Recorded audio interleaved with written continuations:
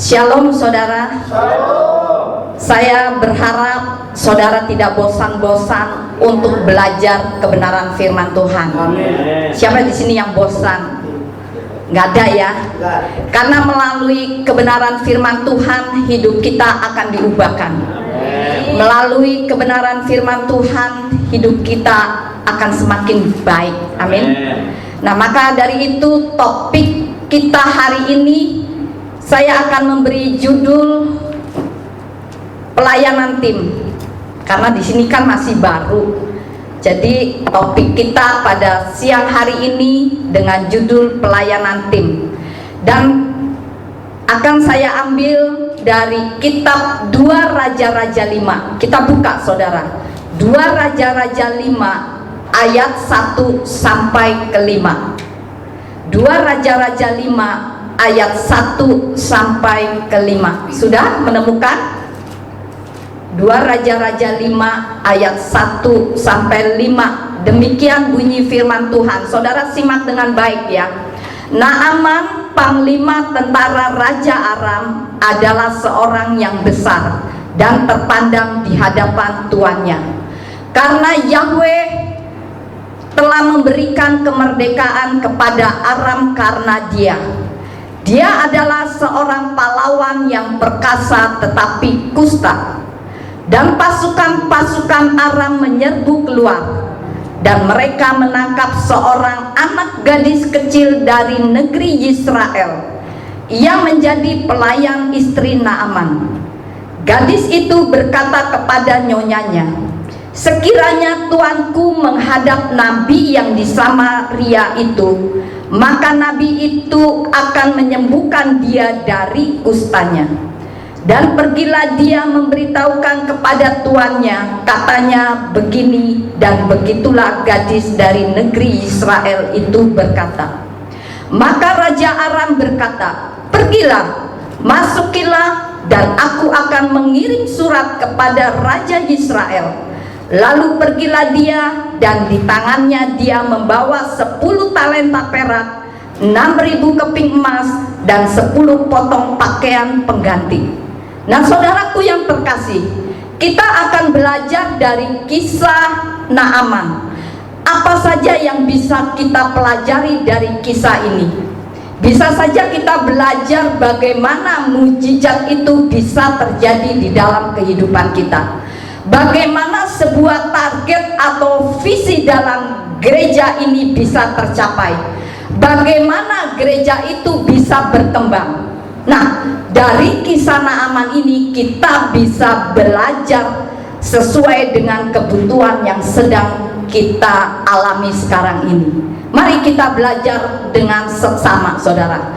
Jika kita benar-benar mendengarkan firman Tuhan pada siang hari ini dan juga mau melakukan firman Tuhan, maka saudara akan keluar dari tempat ini tidak sama seperti waktu saudara datang. Amin. Amin.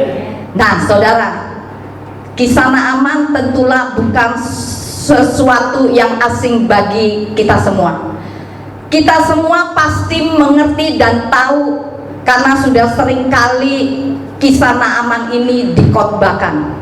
Bahkan mungkin kalau saudara sejak kecil sudah menjadi Kristen, di sekolah minggu pasti sudah mendapatkan tentang kisah Naaman ini. Siapa di sini yang dari kecil sudah Kristen?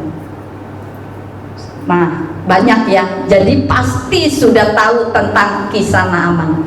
Bagaimana guru-guru sekolah minggu dulu mengajarkan tentang bagaimana Naaman disembuhkan oleh Bapak Yahweh. Guru-guru sekolah minggu tentu memakai alat peraga saat guru-guru sekolah minggu berkhotbah. Lalu Bapak Yahweh suruh apa saudara? Bapak Yahweh suruh apa kepada Naaman? Menyelam berapa kali di sungai Yordan saudara? Berapa kali? Berapa kali saudara? 7 kali. 7 kali. Wah, ini harus belajar lagi nih guru sekolah minggu nih. 1 kali, 2 kali, 3 kali, 4 kali, 5 kali, 6 kali juga tidak sembuh. Tapi pada hitungan yang ke-7 kali maka Naaman disembuhkan. Jadi kisah Naaman ini bagi umat Tuhan tentu tidak asing lagi. Yang menjadi pertanyaan saudara, apakah dalam kehidupan saudara dengan saya, saudara pernah mengalami kehidupan yang tidak mungkin bisa menjadi kenyataan? Pernah nggak saudara alami itu? Apakah dalam kehidupan saudara visi-visi atau target-target kita selama yang kita rindukan ini, apakah telah mencapai target? Apakah yang kita rindukan di tempat ini menjadi besar, telah menjadi kenyataan? Nah, saudaraku yang terkasih, seringkali kita cuma bisa menyalahkan gembalanya, saudara.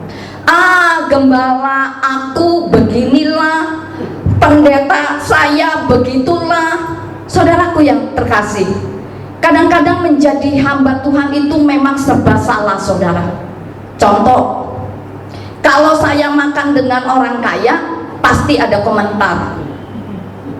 Priscilla mah maunya dekat dengan orang kaya. Kalau saya makan dengan orang susah, orang juga akan ngomong lagi, Priscilla mah tidak mau dekat-dekat dengan kita. Jadi semua serba salah, saudara. Saya mau begini, saya mau begitu, nggak ada yang benar. Sampai detik ini, saudara, tiap kali pasti ada pembicaraan tentang yang namanya hamba Tuhan. Nah, kalau tempat ini tidak berkembang, pasti yang dipersalahkan itu siapa, saudara? Gembalanya. Gembala sidangnya kurang doa lah, gembala sidangnya inilah itulah. Benar nggak, saudara? Tapi hari ini kita mau belajar dengan sungguh-sungguh bagaimana sebuah target itu bisa saya dan saudara mencapai visi bersama, saudara. Melalui kisah daripada Naaman ini, dari ayat 1 sampai dengan ke-5, kita bisa pelajari, saudara, karena sudah tidak asing lagi. Paling tidak pada siang hari ini kita akan belajar 3 hal yang penting yang bisa kita belajar dari kisah tentang Naaman ini. Saya yakin betul kalau saudara mau mendengarkan dengan seksama, maka target-target yang selama ini kita rindukan, kalau kita mau mengikuti apa yang ada di dalam kisah Naaman ini, pasti dengan cepat ada sebuah perubahan. Mari kita bahas satu-satu, saudara. Yang pertama, saudara, 2 Raja-Raja 5 ayat 1 sampai dengan ke-5. Bapak Yahweh, kalau saudara tadi menyimak pembacaan ayat-ayat 2 Raja-Raja 5 ayat 1 sampai dengan ke-5, Bapak Yahweh pakai siapa saja, saudara? Ada berapa tokoh, saudara? Ada berapa tokoh? Bapak Yahweh pakai Raja Aram, Bapak Yahweh pakai budak, Bapak Yahweh pakai nabinya, yaitu Elisa. Saudaraku yang terkasih, bagaimana mujizat itu? Bagaimana sang Naaman itu dari penyakit kustanya yang dulu tidak bisa disembuhkan, dan hanya dengan ketemu nabinya, lalu penyakit kustanya itu disembuhkan, saudara. Jadi dengan kata lain, bahwa semua penyakit yang mungkin tidak bisa disembuhkan, oleh karena seperti yang akan kita pelajari pada siang hari ini, maka sakit penyakit itu bisa disembuhkan. Amin. Karena kita punya Bapa Yahweh yang luar biasa, Bapa Yahweh di atas segala dokter. Amin. Amin. Apa yang menjadi target di tempat ini? Apa yang menjadi visi di tempat ini? Saudara mungkin pertama-tama akan berkata, mana mungkin, mana mungkin, mana mungkin. Tapi saya katakan, selama masih ada Bapak Yahweh, masih ada kemungkinan. Selama masih ada Bapak Yahweh, selalu masih ada harapan. Amin. Hari ini kita akan belajar, saudara. Kita lihat bagaimana mujizat itu bisa terjadi, atau bagaimana target itu bisa terjadi. kesembuhan itu menjadi target. Apa yang menjadi target? Mengapa kesembuhan itu bisa terjadi, saudara? Nah, kesembuhan bisa terjadi atau mujizat itu bisa terjadi. Kita bisa lihat di sini. Bapak Yahweh memakai Raja Aram, Bapak Yahweh memakai budak, dan Bapak Yahweh memakai nabinya. Ini bicara apa, saudara? Ini bicara bukan perorangan, saudara. Buat target itu terjadi, itu bicara tentang pelayanan tim, saudara. Bukan perorangan, bukan pelayanan pribadi. Sudah ketinggalan zaman jika zaman sekarang kita ber-one man show, saudara. Sebuah visi, sebuah target bisa terjadi kalau setiap saya dan saudara mengerti arti yang namanya pelayanan tim, saudara. Kita tidak bisa bekerja sendiri-sendiri. Tuhan memakai Raja Aram. Raja Aram bilang begini, oke, kalau begitu kamu silakan pergi. Bahkan aku bikinin surat agar perjalanan kamu bisa lancar. Artinya apa, saudara? Bapak Yahweh memakai Raja Aram untuk melancarkan sebuah visi itu terjadi, saudara. Tapi jangan lupa, Tuhan bukan saja memakai jajaran yang paling tinggi, yaitu seorang raja, tapi juga Bapak Yahweh pakai seorang budak dari peperangan yang ia dapat, saudara. Seseorang yang mungkin tidak terpandang oleh masyarakat, seseorang yang tidak dipandang oleh banyak orang, tetapi orang yang tidak dipandang itu Bapak Yahweh pakai, saudara. Amin, saudara. Jadi Tuhan memakai dari jajaran yang tertinggi sampai dengan jajaran yang terendah sekalipun, Tuhan tetap pakai. Jadi jangan pernah berkata, saya mah enggak dipakai Tuhan, saya enggak bisa apa-apa. Saudaraku yang terkasih, semua orang yang ada di ruangan ini selalu ada fungsinya. Tidak ada satu orang pun di dalam gereja yang tidak ada fungsinya, saudara. Bagaimana tempat ini bisa berkembang? Targetnya bagaimana, saudara? Kalau setiap saudara dan saya bergerak sesuai dengan fungsi saudara masing-masing, maka bangku-bangku yang kosong di tempat ini saya yakin akan cepat dipenuhi oleh jiwa-jiwa yang baru. Bukan jiwa-jiwa yang sudah kita kenal, saudara.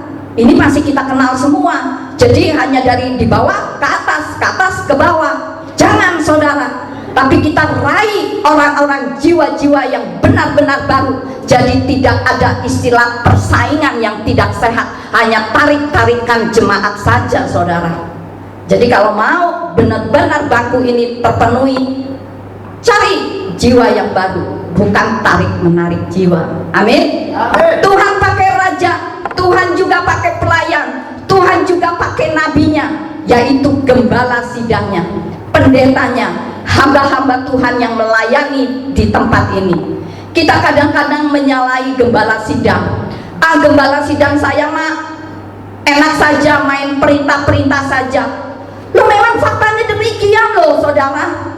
Kalau seorang kayak Nabi Elisa, dia ngerjain apa sih, saudara? Kalau saudara tadi membaca dengan baik, dia ngerjain apa, saudara? Bagaimana mujizat itu bisa terjadi?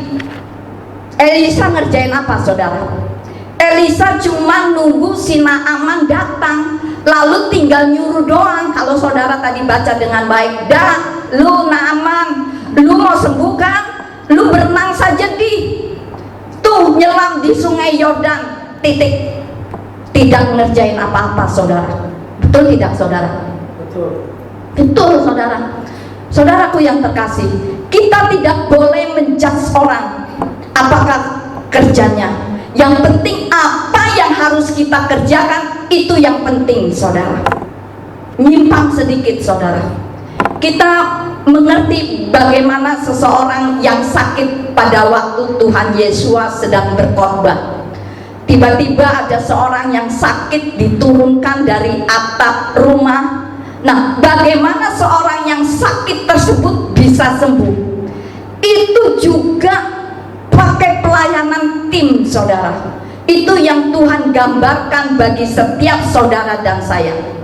Zaman dulu, untuk menurunkan orang yang sakit dari genteng itu bukan perkara yang mudah, saudara, karena belum ada peralatan yang canggih. Mesti ada orang-orang yang punya hati dan kemauan untuk bisa membopong orang sakit itu untuk bisa naik ke atas genteng. Lalu bagaimana kemudian caranya membongkar genteng, membongkar plafon itu dan menurunkan orang sakit itu persis di depan Tuhan Yeshua HaMashiach?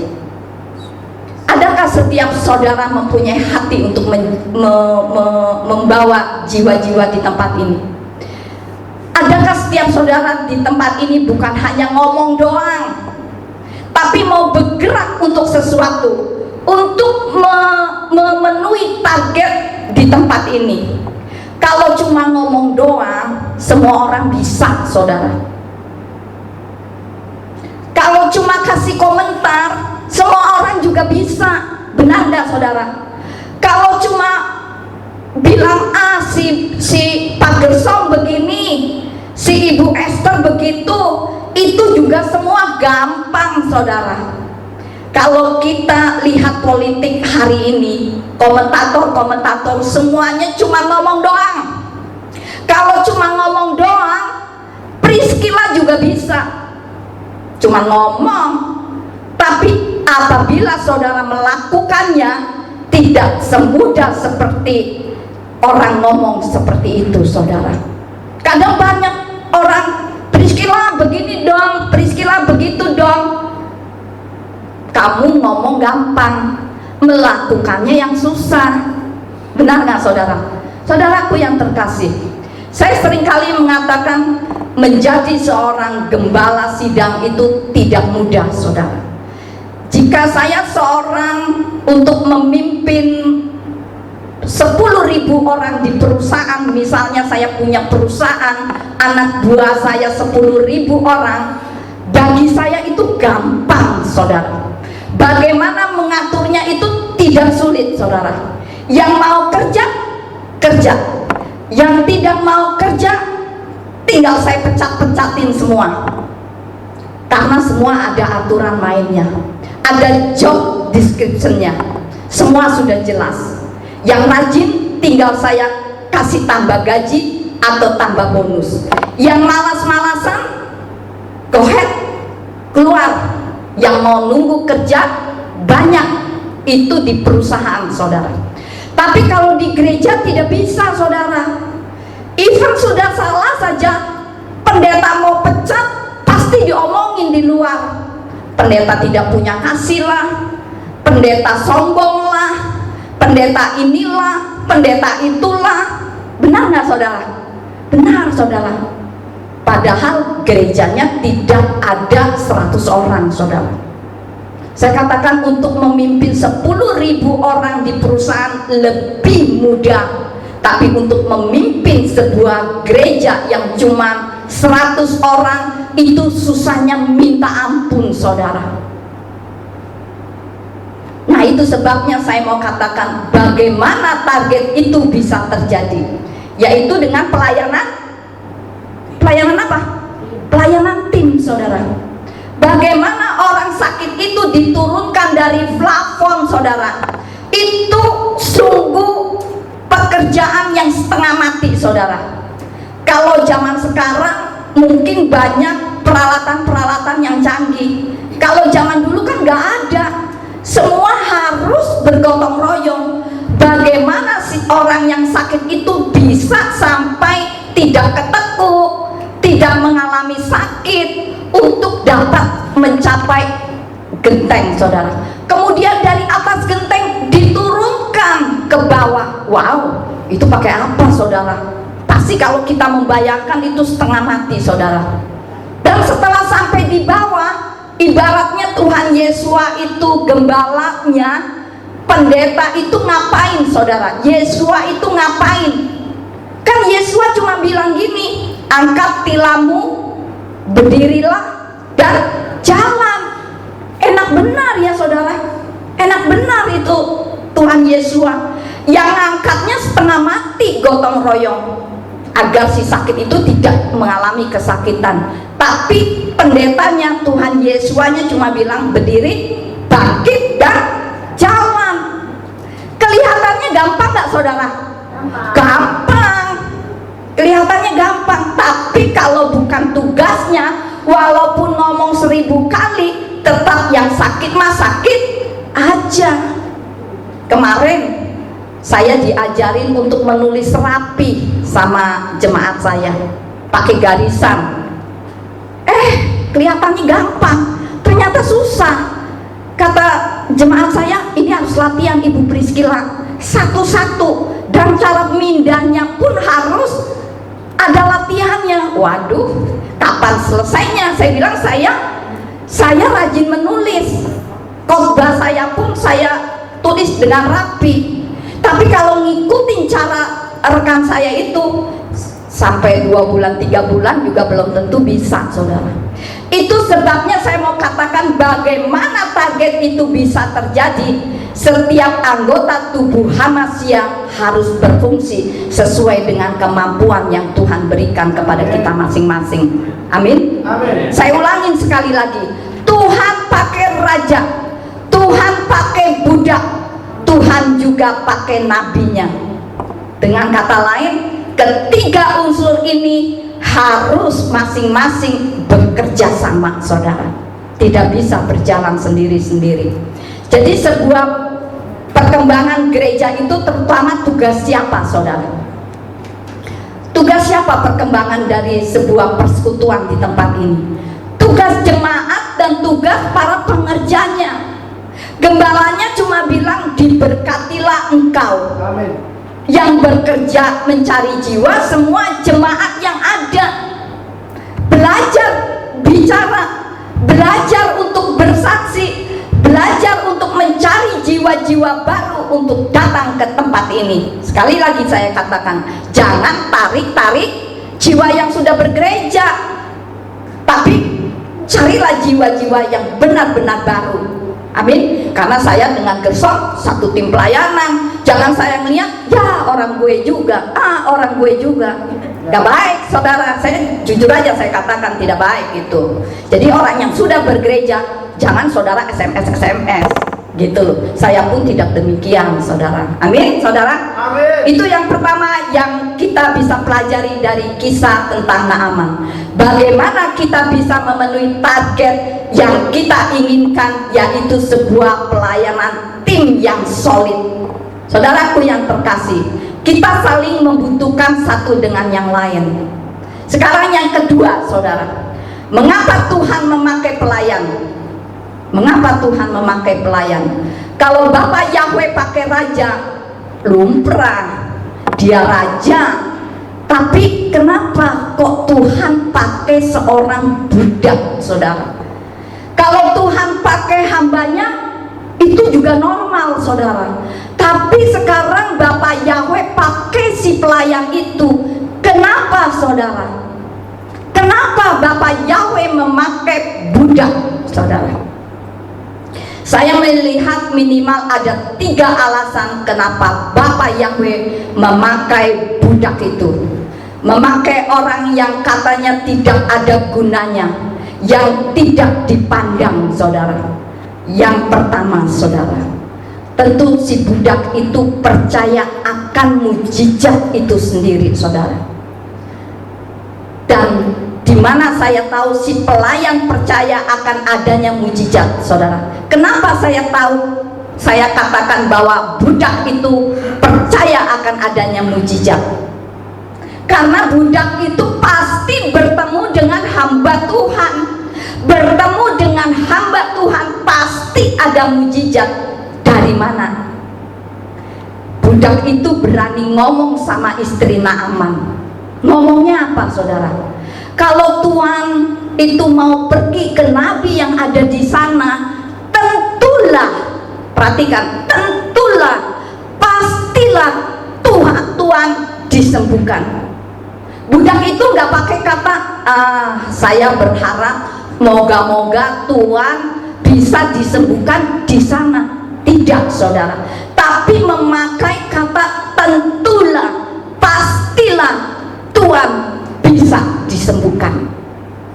Jadi kalau kita sudah percaya kepada Bapa Yahweh, jangan sekali-kali moga-moga, jangan, saudara, tapi harus berkata pasti. Amin. Saya paling tidak pernah keluar kata moga-moga, saudara, karena yang saya sembah adalah Bapa Yahweh Jireh. Amin. Saudaraku yang terkasih, mengapa Tuhan memakai seorang hamba yang tidak dipandang oleh manusia? Karena hamba itu punya keyakinan yang kokoh bersama dengan Bapa Yahweh.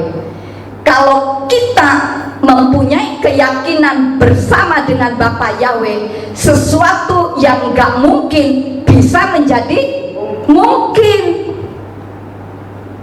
Ada banyak peristiwa terjadi di dalam kehidupan saya, tapi saya mau katakan bahwa kadang kala saya katakan, aduh Tuhan gak mungkin nih, aduh Tuhan gak mungkin nih, tapi toh sampai hari ini masih mungkin, saudara. Selama saya melayani pekerjaan Tuhan, terlalu banyak yang bisa saya saksikan betapa Tuhan yang saya sembah itu luar biasa, saudara. Ketika pelayanan, saya udah pelayanan di sini beberapa tahun, tiba-tiba Pak Setiaji berkata, bos, bangku mau diambil nih sama yang punya. Waduh, ya udahlah, mau diapain. Kemudian saya SMS kepada teman saya, tolongin gue dong, bangku gereja gue mau diambil nih, aku butuh bangku 30 aja deh, kamu beliin bangkunya yang nggak usah mahal-mahal, yang murah aja, yang harganya satu bangku di bawah 200.000, 30 aja. Jawabnya apa, saudara? Entarlah.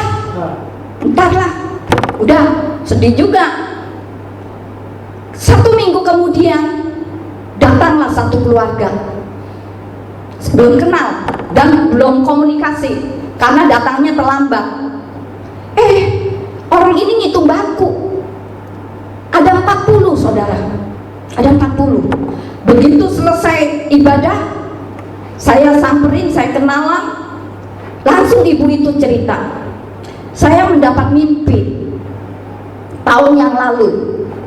Tuhan suruh saya beli bangku merek Futura, suruh beli bangku 40, tapi masih ada di gudang saya karena Tuhan belum mengkonfirmasi kepada saya mau dikasihkan kepada siapa.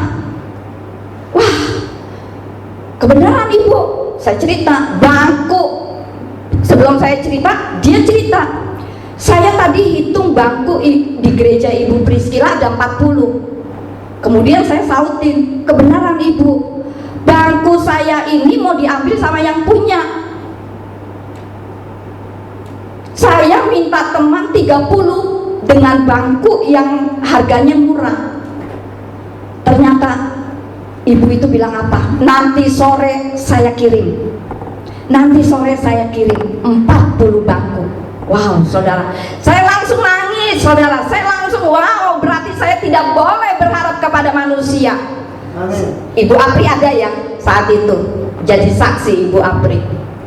Saya minta bangku yang murah 30, Tuhan kasih bangku yang mahal merek Futura, bukan 30, lebih 40. Sekarang bangku saya di bawah ada 60 bangku, saudara.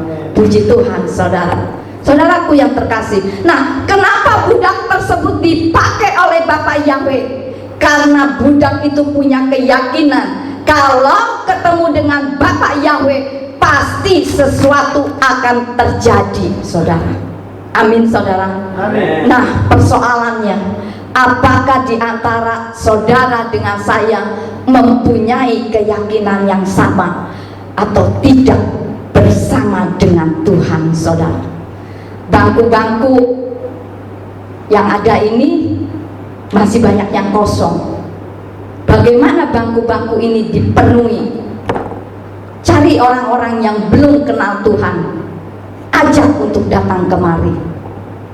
Apakah punya keyakinan seperti itu, saudara? Mungkin ada yang udah nggak mungkin, di bawah udah ada gereja, udah ada persekutuan, ngapain satu gedung ini ada 2 ibadah, bahkan mau ada 3 ibadah? Tidak mungkin.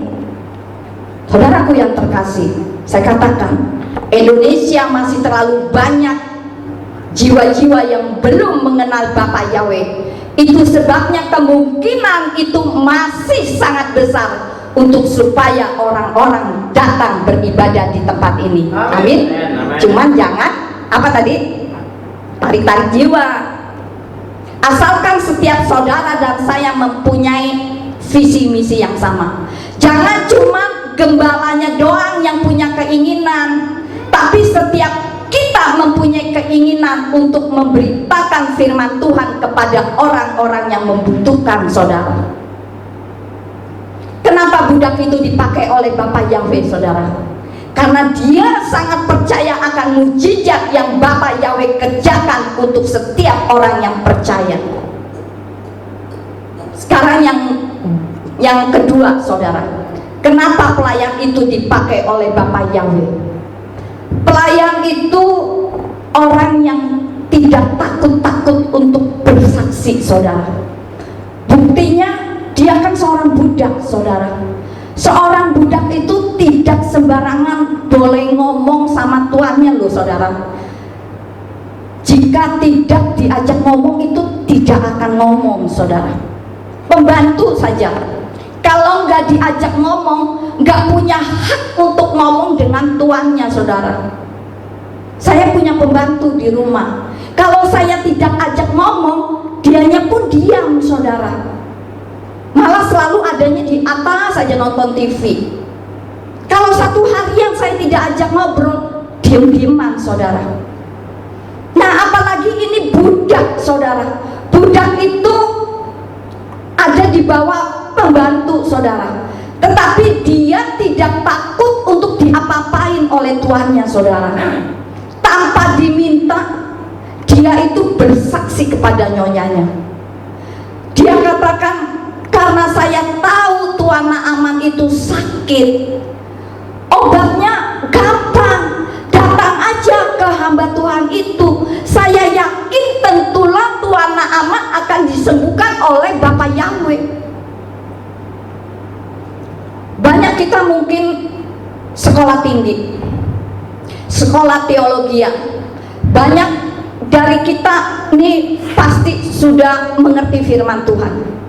Kita bisa bicara macam-macam kepada tetangga kita. Kita bisa bicara kepada teman kita tidak habis-habisnya kalau ngobrol. Saya hobi ngobrol, saudara. Tapi untuk menceritakan tentang kasih Bapak Yahweh, mungkin tidak pernah atau jarang kita ceritakan, saudara.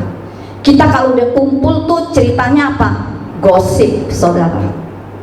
Seringnya begitu.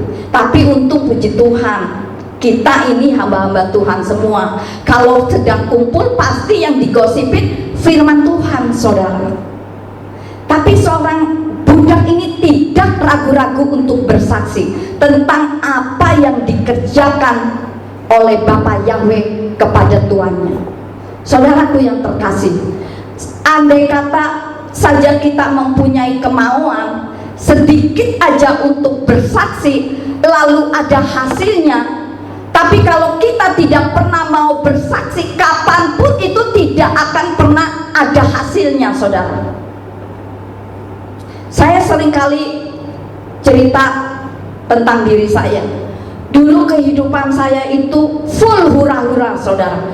Sebelum saya terjun ke pelayanan, itu saya hura-hura, saudara. Saya kumpul-kumpul dengan geng saya, saudara. Saya punya geng, saudara. Geng hura-hura. Dari satu mall ke mall lain. Kemudian kalau ditanya, Priscilla mau kemana? Mau mejeng, mau cari cowok. Itu loh, saudara. Itu dulu saya. Saya tidak terbersih untuk menjadi seorang hamba Tuhan. Sehingga teman-teman saya itu bingung, kok bisa ya Priscilla jadi hamba Tuhan? Gitu loh saudara. Sampai sekarang ada orang-orang yang nggak percaya kalau saya seorang hamba Tuhan, saudara. Saya sebenarnya ingin menjadi hamba Tuhan yang metal, saudara, yang dengan gaya saya, saudara. Tapi ya itu sering diomongin, saudara. Priscilla, pendeta kok begitu sih? Pakaiannya kok begitu sih? Tapi saya mau jadi diri sendiri, saudara. Sebenarnya saya demennya pakai sepatu boot yang tinggi-tinggi gitu, supaya nyentrik. Saya mau menjadi hamba Tuhan yang nyentrik. Tetapi ya itu, kadang orang tidak bisa menerimanya, saudara. Nah, saudaraku yang terkasih, hari ini saya mau sampaikan kalau di antara saudara dan saya mau saja sedikit bercerita tentang kasih Tuhan di dalam kehidupan saudara, pasti apa yang keluar dari mulut kita itu tidak akan pernah sia-sia. Amin. Amin. Ayo saudara, mulai hari ini kita bergerak, kita bercerita tentang Tuhan kepada teman-teman kita, kepada tetangga-tetangga kita, dan kepada orang yang kita temui. Mau saudara? Mau. Amin ya, kalau udah amin harus loh. Saudara itu cuma modal ngomong sesuatu tentang Tuhan, atau apa saja yang bisa berguna untuk pekerjaan Tuhan, pasti akan ada hasilnya daripada saudara ngomong tetek bengek yang tidak ada hasilnya, saudara. Jadi mulai hari ini saudara harus banyak ngomong tentang kasih Tuhan. Sekarang yang ketiga, kenapa budak itu dipakai oleh Bapak Yahweh? Tentu budak itu sebelum bersaksi, saya yakin budak itu seringkali mendengarkan firman Tuhan. Mungkin dia sering melihat ibadah-ibadah. Tuh loh, di sana ada ibadah, dia hadir. Oh, mungkin di sana ada KKR, dia ada di sana. Artinya gini saudara, kita tuh harus belajar banyak tentang firman Tuhan, saudara. Dari belajar banyak tentang firman Tuhan, maka Tuhan memakai kita akan lebih banyak lagi, saudara. Dengan apa yang kita tahu tentang firman Tuhan, kita bisa menggalinya lebih lagi, saudara. Maka itu modal bagi kita untuk kita bisa bersaksi tentang Tuhan, saudara. Nah, saudaraku yang terkasih, baca firman Tuhan itu, siapa yang di sini malas baca firman Tuhan? Gak ada yang rajin semua ya. Banyak loh anak-anak Tuhan yang baca firman Tuhan aja malas. Bagaimana mau dipakai oleh Tuhan? Apakah saudara konsisten membaca firman Tuhan dari setiap harinya?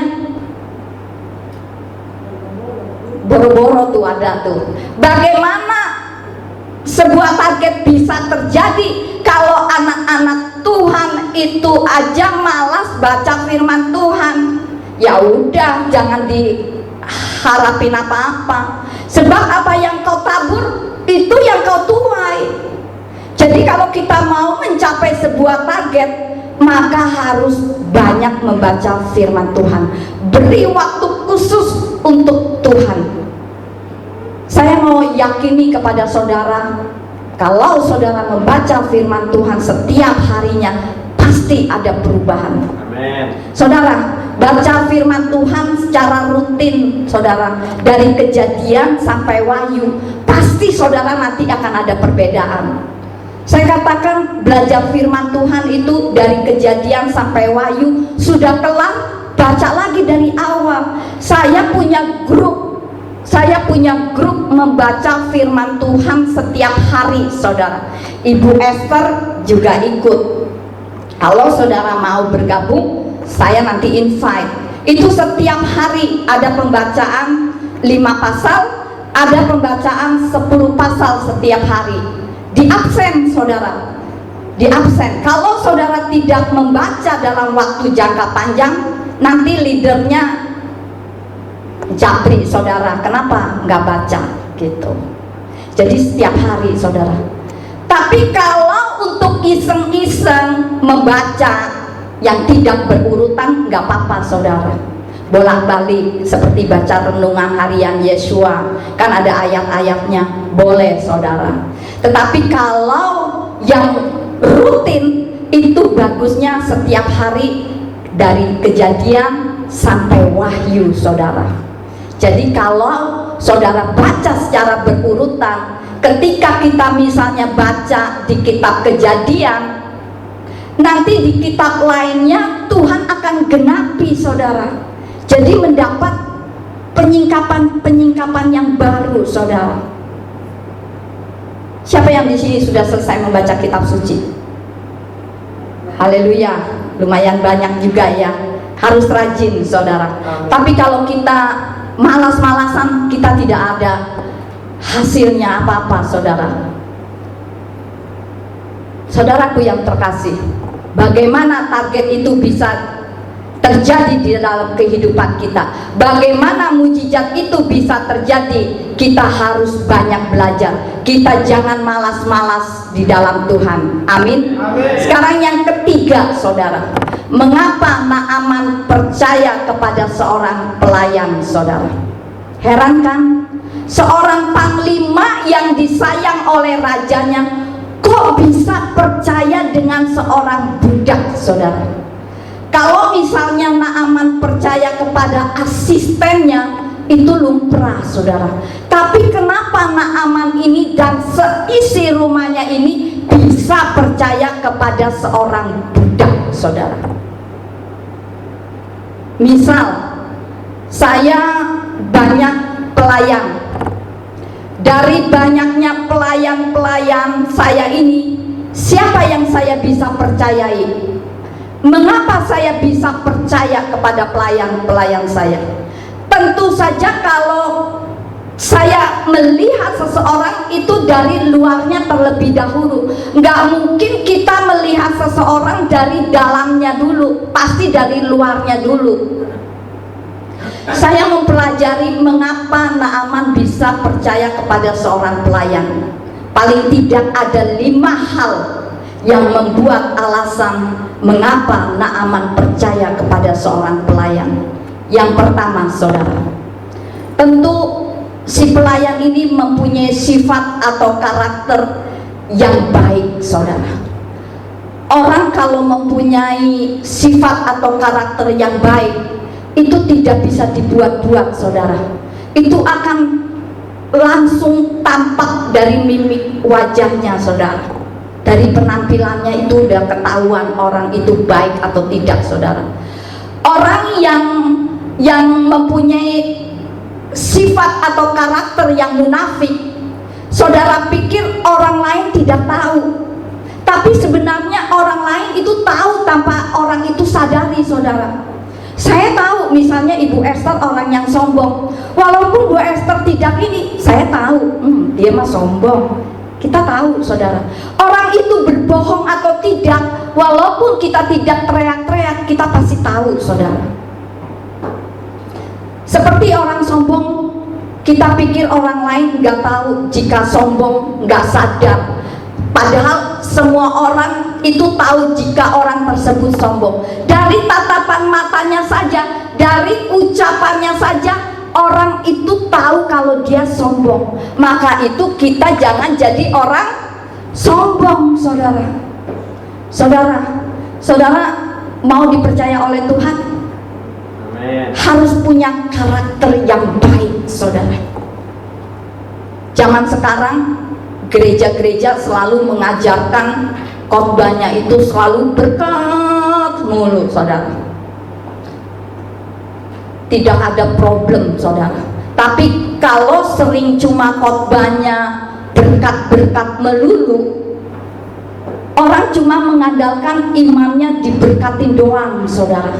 Tapi ketika saat berkat tidak ada, apakah orang tersebut masih mengharapkan Tuhan, masih cinta Tuhan? Tidak saudara. Makanya saudara, kalau saudara menginjil, jangan sekali-sekali berkata yuk ikut Tuhan nanti dapat berkat. Jangan saudara. Ikut Tuhan karena apa saudara? Ikut Tuhan, pikul salib. Jadi jangan berkata, yuk ikut Tuhan, pasti diberkatin. Jangan saudara. Ketika berkat tidak ada, orang itu pasti akan mundur. Ikut Tuhan itu bukan sekedar berkat saudara, tapi ikut Tuhan itu karena keselamatan. Karena ikut Tuhan itu ada jaminan keselamatan. Ketika saudara taat, ketika saudara setia, maka berkat itu akan mengikuti kehidupan orang percaya. Amin saudara. Sekarang yang kedua, karena pasti si budak itu rajin saudara, tidak malas. Bagaimana target itu bisa terjadi? Maka harus rajin. Rajin apa? Rajin bersaksi, rajin cari jiwa, rajin untuk memberikan kontribusi yang baik, bukan yang negatif-negatif saudara. Kenapa Naaman bisa dipercaya dengan pelayan? Ini karena memang ia terlihat rajin. Naaman di rumah atau Naaman tidak di rumah, tetap si pelayan itu bekerja saudara. Kadang kan ada orang yang, saya kalau ngomongin pembantu saya di awal nih ya, kerja begini ya, walaupun saya tidak ada, tetap harus kerja. Jangan kerja karena dilihat oleh tuannya. Walaupun kamu curi-curi pekerjaan, majikan pasti tahu gitu loh. Walaupun mungkin saya orangnya tipe nggak bawel, walaupun wah ini pasti belum dibersihin, tinggal saya berantakin aja, nanti kan diberesin lagi. Itu saya. Jadi benar. Jadi kerja itu jangan hanya karena dilihat saudara. Saudaraku yang terkasih, untuk kita juga itu harus rajin. Jika kita rajin, Tuhan juga pasti rajin untuk memberikan berkat kepada saudara. Amin. Sekarang yang ketiga saudara, karena pelayan itu pelayan yang menyenangkan saudara. Penting loh saudara untuk menjadi seseorang yang dipercaya oleh Bapak Yahweh. Jadi menyenangkan begini saudara, apa pekerjaan itu gampang, apa pekerjaan itu susah, dia terima saja dengan melakukannya dengan sukacita, dengan senang hati saudara. Jadi kalau saudara diberikan tugas oleh Pak Gersom, saudara melakukannya bukan untuk Gersom saudara, tetapi saudara melakukannya untuk Tuhan saudara. Seorang pelayan yang bisa menyenangkan hati Tuhan adalah orang yang selalu menyenangkan, orang yang selalu optimis, orang yang menanggapi bukan dengan keluh kesah, bukan dengan aduh begini, aduh begitu, gaji sudah nggak naik-naik, gua males deh. Jangan saudara, jangan, tetap harus rajin walaupun gaji tidak naik-naik. Tunjukkan apanya tuh, kerajinan saudara. Pasti majikan atau Tuhan yang kita sembah itu akan melihat saudara. Bagaimana kita bisa dipercaya oleh Tuhan, oleh atasan kita?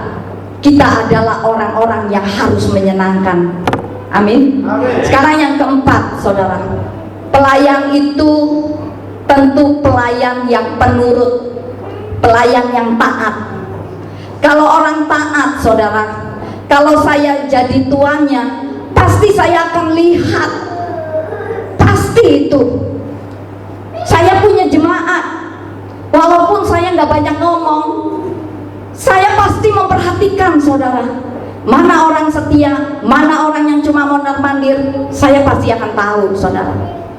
Misal, saya punya sebuah restoran, saya lihat punya koki-koki, saya punya pelayan-pelayan, tanpa saya tanya, karena saya mungkin lihat dari CCTV, maka akan terkaget-kaget jika saya katakan, oh kamu rajin, kamu taat, ini loh bonus untuk kamu, bulan depan saya naikin ya gajinya.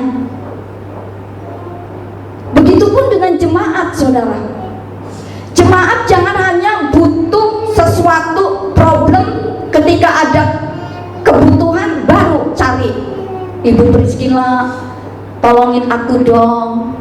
Tapi jemaatnya hanya mondar mandir doang. Bagaimana saya mempunyai hati untuk orang tersebut? Tidak, saudara. Tidak. Saya lebih memperhatikan orang-orang yang setia, saudara. Orang-orang yang setia yang saya perhatikan. Begitupun dengan Tuhan. Kalau saudara cuma mondar mandir, berdoanya cuma selimpang seliwur doang begitu, Tuhan gak akan memandang saudara. Karena kita kerjanya cuma nuntut, naik gaji, nuntut ini, nuntut itu, tanpa sesuatu yang seimbang. Jangan pernah kaget jika hidup kita ini tidak ada targetnya, saudara. Sekarang yang kelima, tentu pelayan itu adalah pelayan yang jujur, saudara. Saya pernah punya pembantu dari sebelum saya menikah. Pembantu ini udah ikut lama sekali, saudara. Kurang lebih 35 tahun. Jadi di rumah saya itu tidak pernah ada pembantu yang kerjanya 1 tahun, 2 tahun itu berhenti, tidak. Paling sedikit 10 tahun, saudara. Ada yang malah pernah saya sekolahin sampai lulus SMA karena mau mengubah hidup, saudara. Dan rumah saya, lemari saya itu tidak pernah saya kunci karena nggak ada kuncinya, jadi saya nggak pernah kunci. Dan kalau merapikan baju bukan saya, tetapi pembantu saya, saudara. Karena itu jujur, saudara, jadi saya percaya. Nah demikian juga coba kalau saya pembantu jujur, saya pasti akan memberi lebih kepada pembantu saya, karena orang jujur itu tidak mungkin munafik, saudara. Kalau disuruh, kadang ada orang dikit-dikit nyatut, beda 50 perak aja kadang nyatut. Bagaimana mau kaya, cuman beda 500 perak aja nyatut, saudara. Jadi sedikit sekali orang yang bermurah hati, saudara. Maka Tuhan juga akan bermurah hati kepada saudara yang kalau saudara taat dan setia dan jujur di hadapan Tuhan. Hari ini kita bisa belajar 3 hal penting dari kisah Naaman ini, saudara. Sebuah target bisa terlaksana oleh karena ada pelayanan tim, saudara. Sebuah target atau visi terlaksana oleh karena saudara dan saya bisa dipakai oleh Tuhan dengan kriteria-kriteria tersendiri yang Tuhan mau nilai bagi saudara dengan saya. Bahwa sebuah target mujizat bisa terjadi karena kita bisa menjadi orang yang bisa dipercaya oleh Tuhan. Kalau kita bisa menjadi orang yang bisa dipercaya oleh Tuhan, saya mau katakan apa yang menjadi kebutuhan hidup saudara itu urusan belakang, saudara. Masalah hari ini biarlah hari ini, masalah besok itu berbeda, saudara. Saya mau katakan, saudara, kita bisa menjadi orang yang dipercaya oleh Tuhan. Lihat perjalanan kita ini masih panjang, saudara. Tuhan tidak akan pernah melupakan jerih payah saudara dan saya. Tuhan pasti selalu akan ingat. Untuk itu, saudara, kita di sini kita harus pelayanan tim, harus kerja gotong royong, harus bekerja bersama-sama. Itu loh, saudara. Amin, saudara. Amin. Sekian firman Tuhan.